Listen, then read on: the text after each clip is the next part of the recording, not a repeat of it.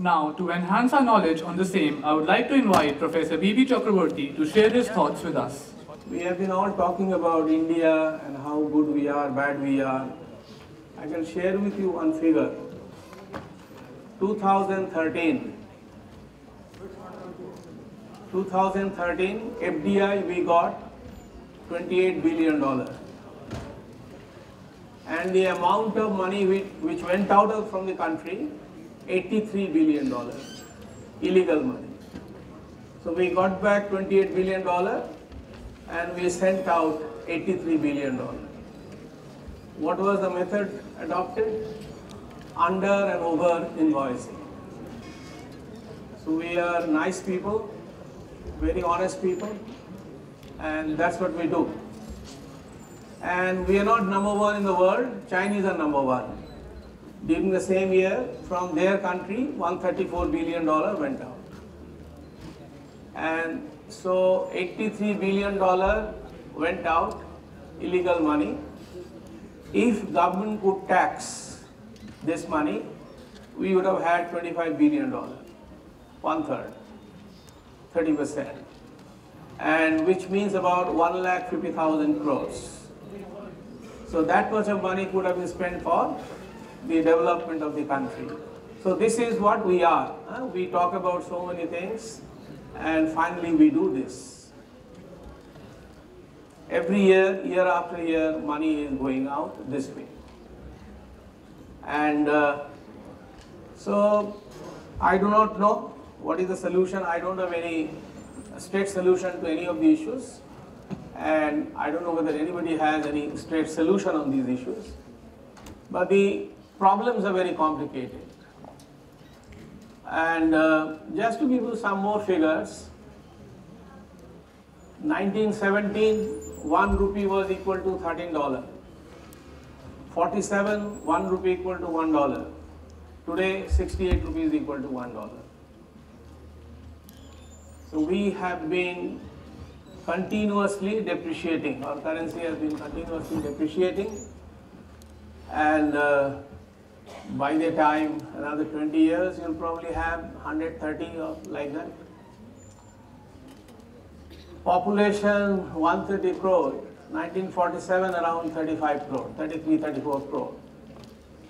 Go back to 1900, I don't know, probably 4, 5 crore. So these are the realities. Only good part for the young people is the growth rate has gone down. Now we are about 1.4, 1.5%. This is okay. This is up to this is okay. Now probably 1.2 or so will be all right. So these are certain issues which you have to keep in mind while we talk big things. We have to see the reality of our business, commerce, everything. And I'm not discussing what government does or government doesn't do, but the fact is that a lot of money goes out from this country. And all of us are clever people, and when we lecture a lot of things, but we do things very differently.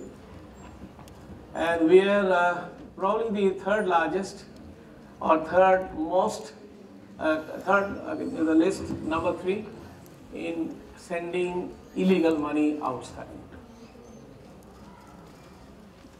And we can well imagine if this money was here, things would have been very different. And for this country, as it is what Dr. Karanjikar was telling, even when government spends 100 paise, 100 paise doesn't reach the people who finally, for whom the money has been spent. So this is the situation. So I pick up few things, since the topic was something like this, current scenario. Now go to the last slide, much later,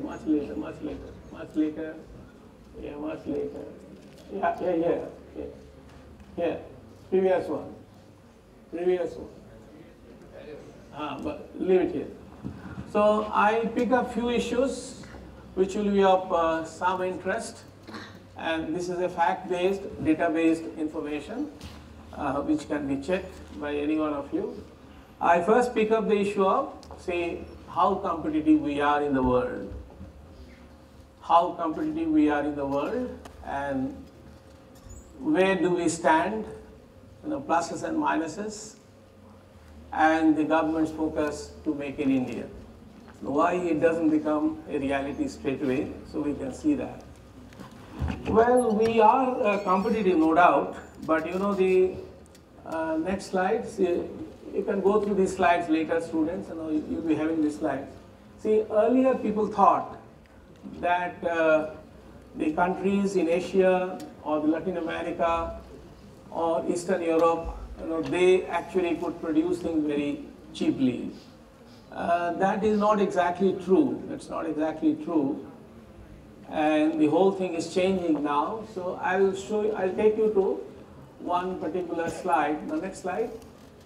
Now you see here, if you take the manufacturing cost index as 100 and 100 for USA, then above 100 there are 17 countries and below 7. These 25 countries do 90% global trade. 90% of the global trade done by these 25 countries. So out of which you can see most of the Europe is actually Australia. Again, you're changing. See, Australia is the most costly place. BMW has decided to close down their plants. Toyota also decided to close down their plants. It doesn't make sense to manufacture there anymore. It's the most manufacturing cost-wise. Their index is 130. Most costly place. And well, I'm not going through every slide because very little time is there. You have to go for lunch. And India is around 87. So out of these 25 countries, cost-wise we are still, very comfortably placed.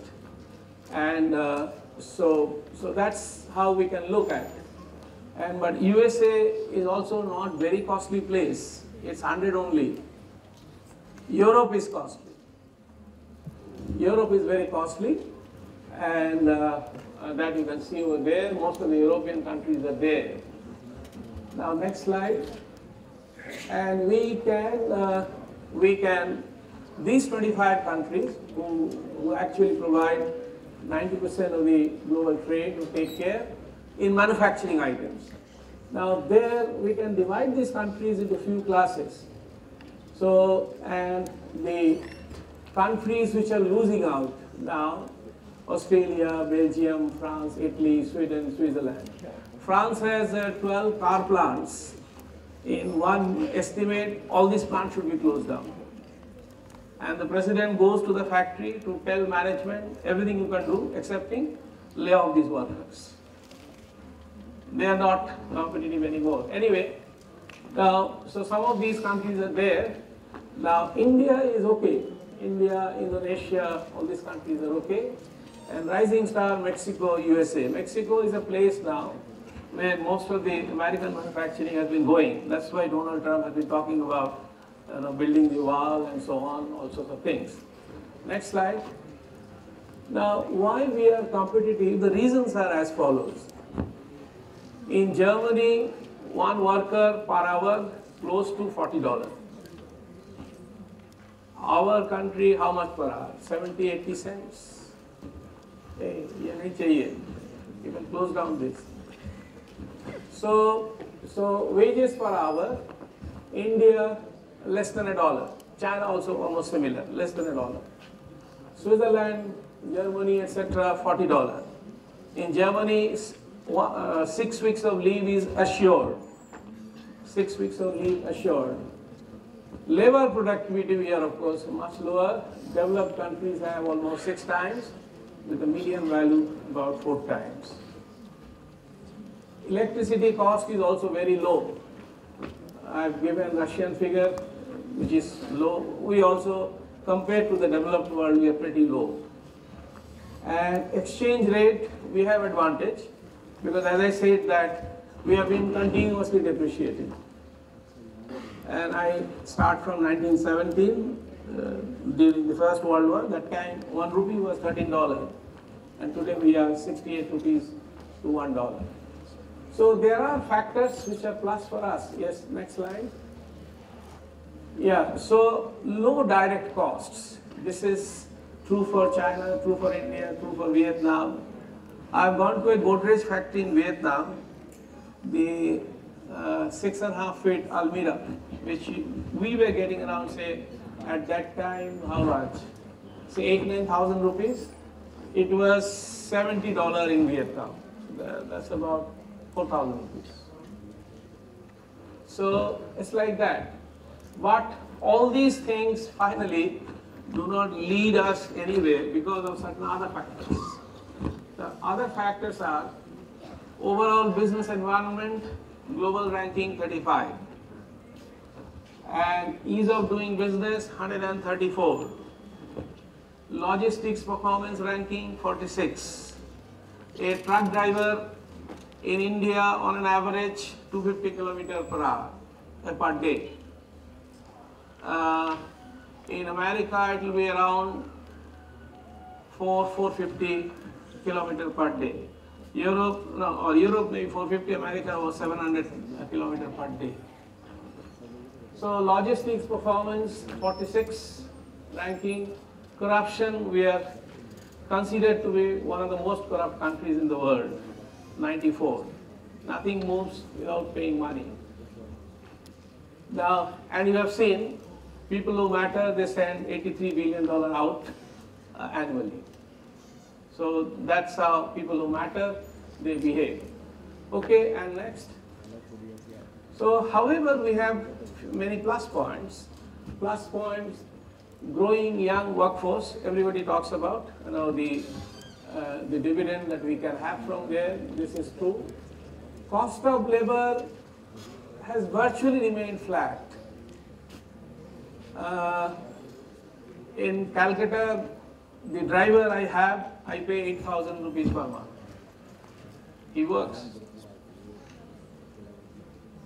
And in Bihar, the drivers, the midday meal is litti.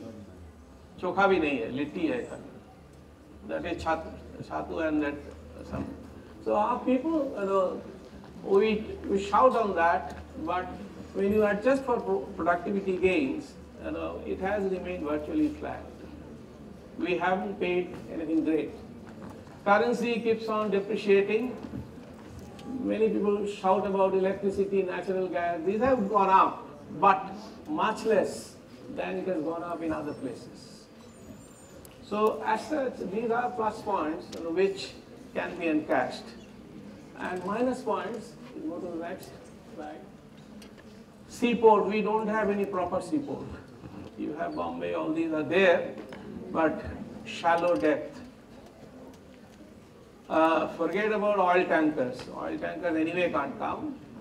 So we don't have proper seaport. Our all ports are transshipment port.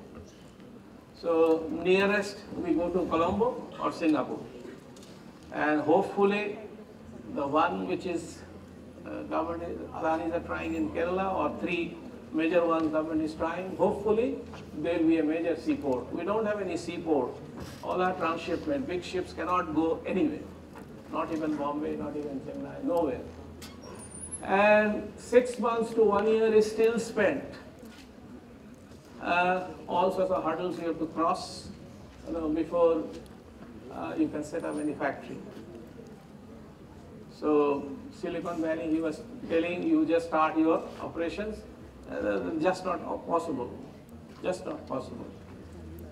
Now, the other thing is that the capital providers, they do not want to set up large-scale, cost-efficient factories here due to inflexible labor laws. Foxconn, Terrigal, a half-mad person, but he has a factory in Shenzhen employing 3 lakh workers in one place. 300,000 under one roof. I can't think of any such factory here in India. It's impossible. So that's another area, inflexible labor laws. It's not helping labor, but the laws are inflexible. And perennial shortage of power. So there was earlier a goal that by some time we'll be completely through with power. So that hasn't happened. And so these are some major issues which create a lot of trouble in being a major manufacturing base in the world. People will come for assembly only.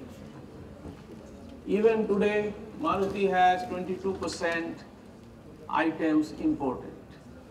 I'm not getting into transfer pricing, none of these issues I'm discussing, but the point is that they don't produce even today 22% of the products or components. The various reasons are there, but whatever it is, now I'm not saying we can't produce, I'm saying they don't produce, okay?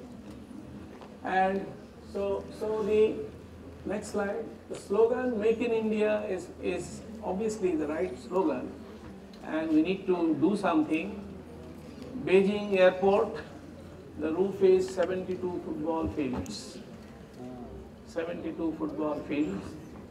300,000 multinationals are present in China. And so you can understand. So you forget about T3, is no comparison. 72 football fields is the airport. So India can become, certainly we can become, but then it simply doesn't happen by proposing things. You have to do something. So I'm sure many people like me know all these, and they will take steps, those who can take steps, and it cannot also be solved in one day. The problem that we have, it's not possible to be solved in one day, but a direction probably can be taken. So India can become a rising regional star. This is my personal opinion. We cannot become a global star. China is difficult to replicate. But okay, gone. That opportunity is gone. I'll just give you an example. We are #2 cotton exporter. So why we export cotton to Bangladesh, they make the garments and they sell the garments, and they are almost #1 in the world in garments. They want to set up a textile park in Gujarat. Now can't we use our people to do something with those cotton? Now we find easy way out. So anyway, now because these days $1 billion is about 6,000, 7,000 crores. With that, in the big industries, etc., we can create maximum 1,500 to 2,000 direct jobs, and indirectly another 6, 7, 8,000 jobs. So, and how many such 1 billion investment projects are there in this country? The need of the hour is to do those industries where large scale people only with hands and legs and eyes and ears, they can work. So as such, well, we need to do something, and we can become, yes, we can become cost competitive. We are in some sense, but many other things need to be done to really become competitive in the world scenario. And the other part is that we produce what other people have already produced. So we have R&D, this, that.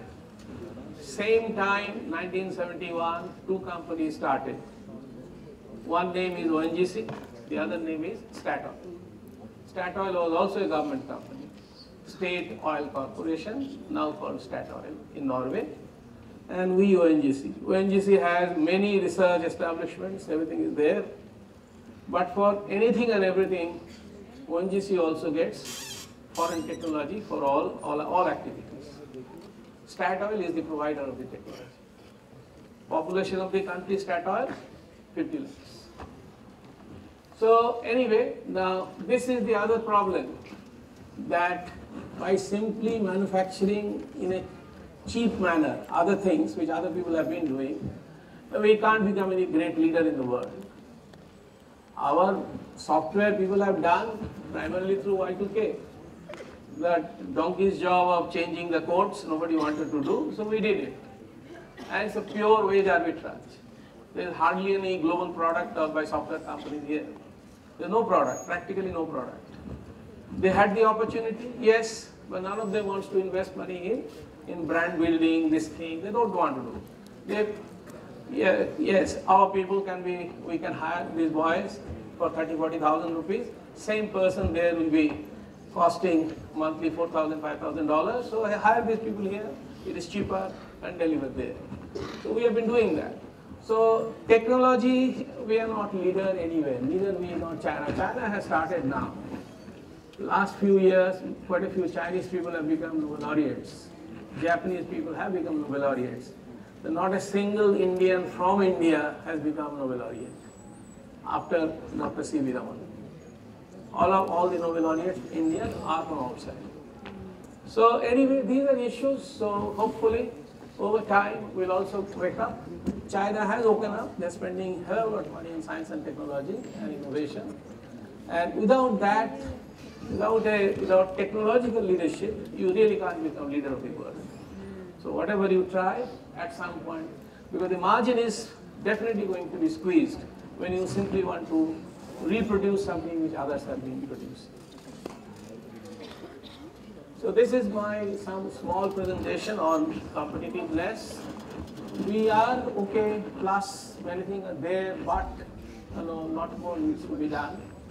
And people need jobs, and jobs are needed in the lower side. These people need jobs, and those jobs cannot be given by ISRO launching 104. That's not possible. You need to do small things. Those small things have to be done, and there we have possibilities, right? So something like this. Then I will not touch upon demonetization at all, but just give you some views. Just go back now. Demonetization has been done. Now, I am not an expert, neither want to make any comment, but few things I only want to, next slide. Now, this all you know, that this happened, and by 12th March probably will come back to the original position, probably. And 7.6% was the IMF forecast in October 16, and now RBI has already done 6.9%. And April forecast will come very soon from IMF. Now, will it impact GDP? Now, I just want to leave there, and next slide, let's see. Now, GDP primarily, various ways you can calculate. One approach is that expenditure approach. Now, the various components likely to be, which will affect the GDP 2017 financial year, is private expenditure, consumption expenditure, might have a weight of 60%, might, approximately. And government expenditure around 13%, and capital formation 28%, and net export we are always minus, so say minus 1%. So only point I would like to tell you here, I'm sure most of you will agree that in the month of November and December, your family expenditures have gone down. Is that right? If that is right, it will affect private final consumption expenditure. It will go down. And if that goes down with a 60% weightage, bound to have an impact, negative impact on the GDP at this point of time. I'm not saying it's a permanent thing, but you obviously, FY 17, you will have some impact. And the reason, all of you know, because you could not spend money, and if you don't spend money, I don't get. I don't spend money, he doesn't get. He doesn't spend money, you don't get. So this is the way it goes on.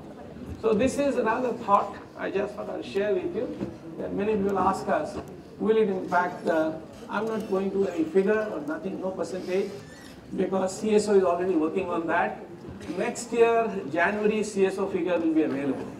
So 2018, March, April, probably, or the budget speech, you will probably know the impact. That's the time the impact will be known, whether at all it impacted, or there was some impact or no impact, or whatever. So January 2018, this year data will be available. So the finance minister, his speech, etc., you will come to know. It will take more than 1 year now before we can know. But common experience is everybody's family expenditure went down last 2 months. And if that is so, likely to have a negative impact. Okay, next.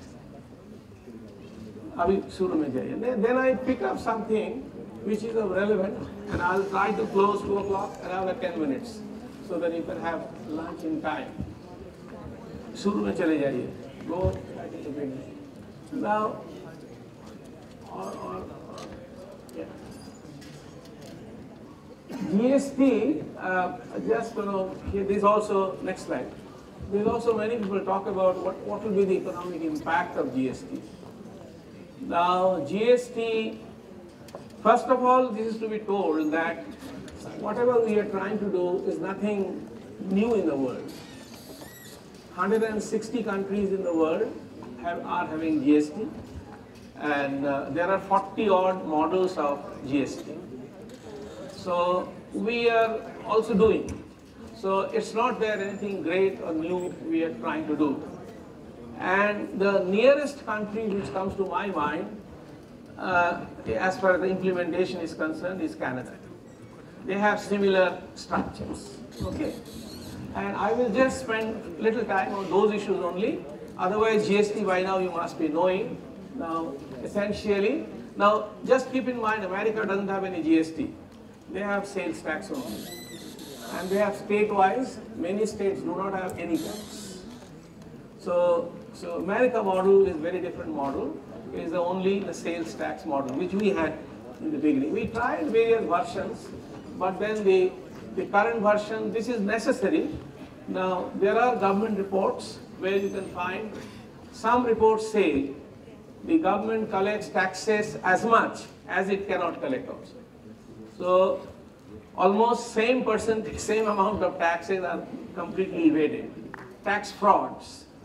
Now, I'll give an example. I don't know why it happens. I'm in some committee somewhere. Now, we have around 50 odd inland container depots. So one depot, I'm telling a story. People have imported goods. They don't pay the import duty. And outstanding is 300 crore. Now the question is, did they pay for the imports? If they have paid for the import, why they don't lift the goods? They don't. Now, well, we need private detectives to find out why these things happen, but these things happen. So tax evasion, tax fraud is as much part of the game as giving tax. So some government document says almost similar amount will probably. So this is a major effort. This is probably one of the major efforts. Government has been trying, not that they have not been trying, value-added tax has been brought. Now this is another effort to try to plug the loopholes as much as possible. Now, all of us should encourage, but let's see what happens at the end. Now, these things you know, we have two types of taxes, state also, and also the central, and which moves all one state to another. We have the IGST, the integrated sales tax. Now, next slide. Now, these are the rates which you know people are all waiting to know how they will be fitted. That's what is going on. Now, some belief is that this might not impact our inflation much, even though the rates are like this. Now, I'll just go straight to Canada. Let's move on. Now, I'll come back to these things later. Yeah. In Canada is similar to ours. There are 13 states, and some states have only GST. Some states have PST, provincial sales tax, and some have together harmonized sales tax. So that IGST version, harmonized sales tax. So they have similar to ours. So GST, PST, but the rate is not very high. The rate is somewhere all together, different states, 5 to 15%. That is the rate they have been imposing, 5 to 15%. And why they did that, their country was not tax evasion. Their problem was slightly different. Next. See, next. Yeah, so they had a manufacturing sales tax of 13.5%. So which the manufacturers made a representation to the government that because of this we are not competitive. So we need to reduce this tax, and so they implemented GST primarily to reduce that. That was their intention, and And of course, that's what they tried to do. And it was proposed in 1989 and finally implemented on January 1, 1991. And there, the sort of drama you saw in India, similar things happened. Like upper house did not approve. So the government had power, authorities have power to temporarily appoint some members in the so-called upper house. So they appointed 8 members and somehow they passed it. So something similar which we tried here also. So GST in Canada, reason was very different. Our main reason should be the tax evasion and fraud. If we can at least collect something more, and you have seen the figure, $83 billion goes out, all due to misinvoicing. People don't invoice properly. Next. Yeah, the previous slide. Yeah. So they also now, people have been talking about 50 rupees expansion, a 50 rupees note only in the country. Now I do not know, must be a lot of value in that thing. But then the question is, there is no cashless economy in the world. There is less cash economy. Even the economies which are less cash, Denmark, etc., they have even today coins. It has not been possible to do that. In fact, Denmark, I raise only one reason. When they wanted to implement less cash economy, the first thing they did, they created debit cards in your name. Prepaid debit cards were given to the people. That you start with this.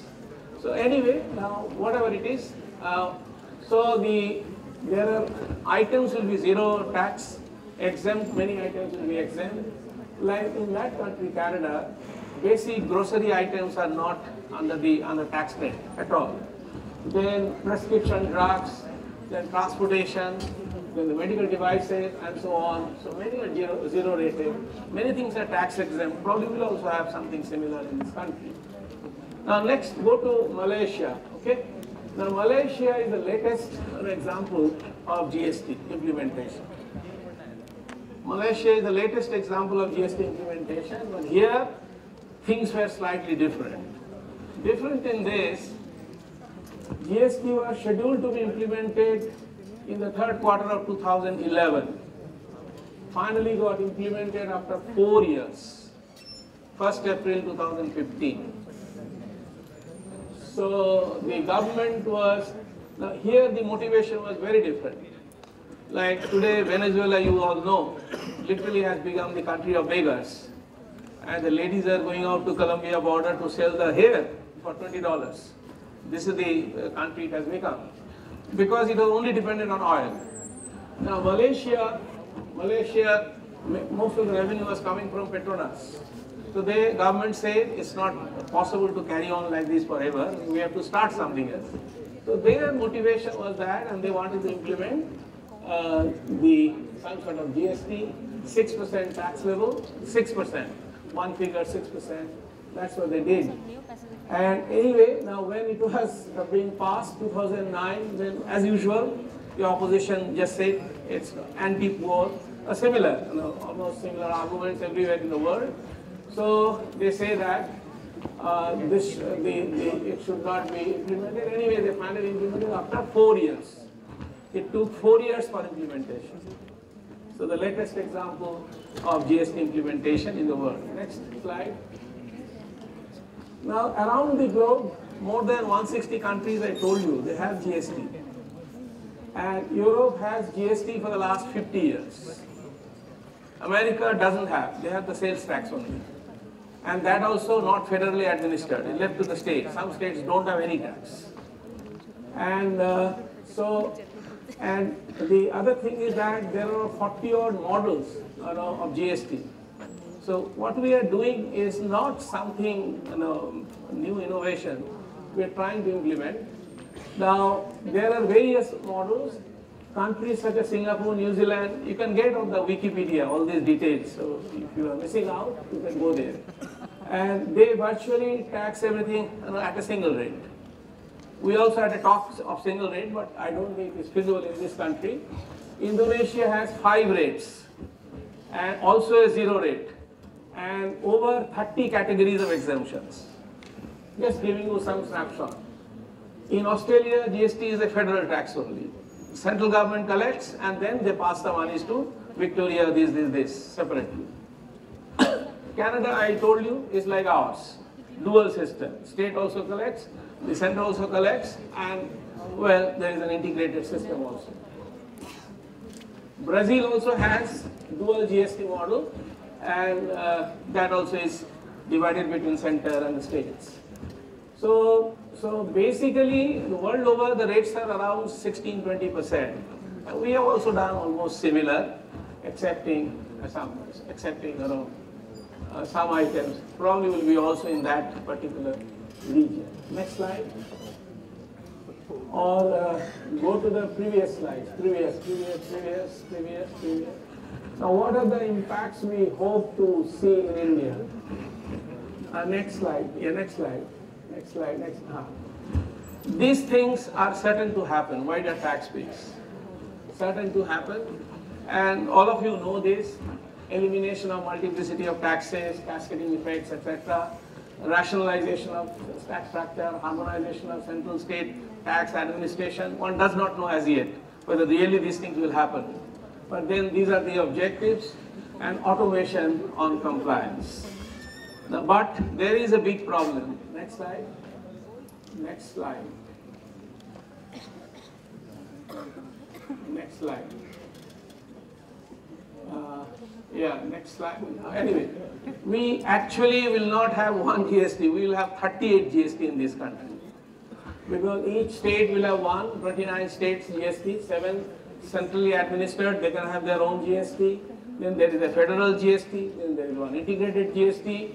So it's not fiscal unification of the country, simply a large number of taxes being replaced by some other taxes. Yeah, next. Now, Infosys has been preparing or already prepared probably the GST portal. Now look at the next point. 7.5 million businesses have to register. Now, so if finally we have a successful GST, it will be a minor miracle in the world. No country of this dimension of any tax administration has ever done. No country. So you can well understand the complication in the process. So, and the date was 1st of April, now I think 1st of July, some people say September. Let's hope, let's see how soon. If near some time also government can do it, it's a major achievement. Because it's not a minor task, it's a major task. And lot of education, training, accounting, software, a lot of things will be needed if you want to successfully do it. So no country of comparable size and complexity has ever attempted this sort of tax reform, which we are trying to do. So, and it's a potential game changer. That is definitely true. And because major thing is happening, the burden of taxation is moving from state of manufacture to state of consumption. So it's a major shift that is likely to take place in the entire tax collection mechanism. Next. So next, go ahead. Yeah, previous slide. Will it help GDP growth? Now, all depends how finally it is implemented. Initially, there may be a negative impact. Initially, maybe. The reason is that another way of counting the GDP is services, etc. Their services constitute about 60%, and they might see little increase in GST or increase in taxes. So if they're, now we don't know really what tax they will have to pay. If they pay around 17%, then it will have a negative impact. So you have to check, wait. And but GST probably will expand the tax base, should. And capital goods might become cheaper because the tax credit is being given. But you know, our country is a great country. You know, before 2000 rupees note is out, one Bombay boy printed 2,000 rupee notes and said these notes are also fake notes he could create. Before, it is also in the hands of the people. So we don't know really how, because if you talk to commercial tax people, they will always tell you that, see, goods move from you to you to you to you like that. So you are taking tax credit because he has paid. Finally, somebody has to pay taxes. That somebody is untraceable at the end. So government many times pays taxes only, credit, but no money comes back. So we'll have to see how innovative we are. We are innovating in various ways, and here also what sort of innovations goes on. And like you have seen in Calcutta, one address has 315 companies. In newspaper you read, 300 in Calcutta tops the list. One address, 315 companies in that address. So we are innovative, highly innovative in various ways. So one really doesn't know how things will move.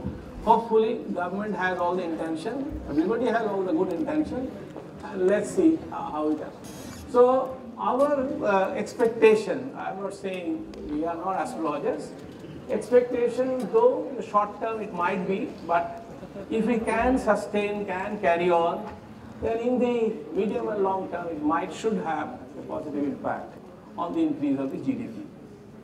So GDP increase, because you all know, even to go to 9% GDP level, the amount of infrastructure spending we have to do, that we are unable to do. So if we remain even at 7% level, it's a hell of a lot of achievement, because the number of people going up, everything going up, etc. So that's the view. Many hurdles have to be crossed, and with all great intentions, things should be done. And we have to see that the innovative Indians are checked to some extent, so that they can't innovate again how to get out of this system. With similar views, VAT was implemented, but finally we saw VAT again is creating more problems. So that is all, no major forecast, and so I picked up few issues because the time is very short and almost close to 2:30. And we hope is there, you young boys and girls, in your lifetime, few things certainly are going to help you. One is the population growth has come down, thanks to all people of the country. This is a major factor which has happened. And yes, many people don't have 2 meals in the country, but the number of people who have 2 meals in the country is going up. It will not overnight change, it will take time. But then it is going up. And where we lack completely in the innovation, we don't have any product in the world where we can. Now people are trying, but they're all trying elsewhere. NASA employs 1/3 Indians. Microsoft close to 40% Indians. So we are productive there.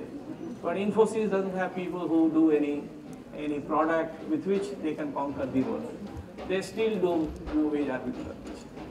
So thank you very much. I hope this session was of some use.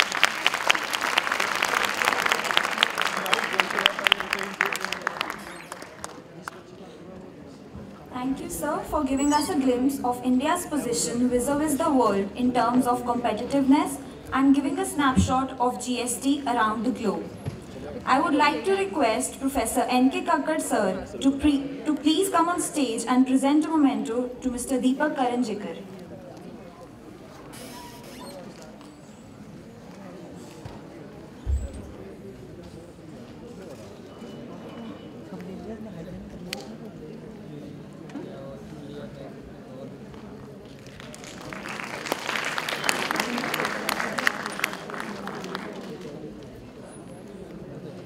I would also like to request Dr. Sangeeta Malik ma'am to present a memento to Professor B.B. Chakrabarty.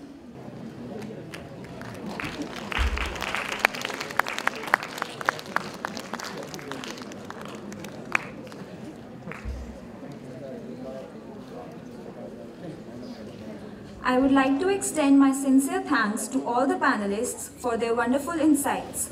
With this, we come to the end of Technical Session 1.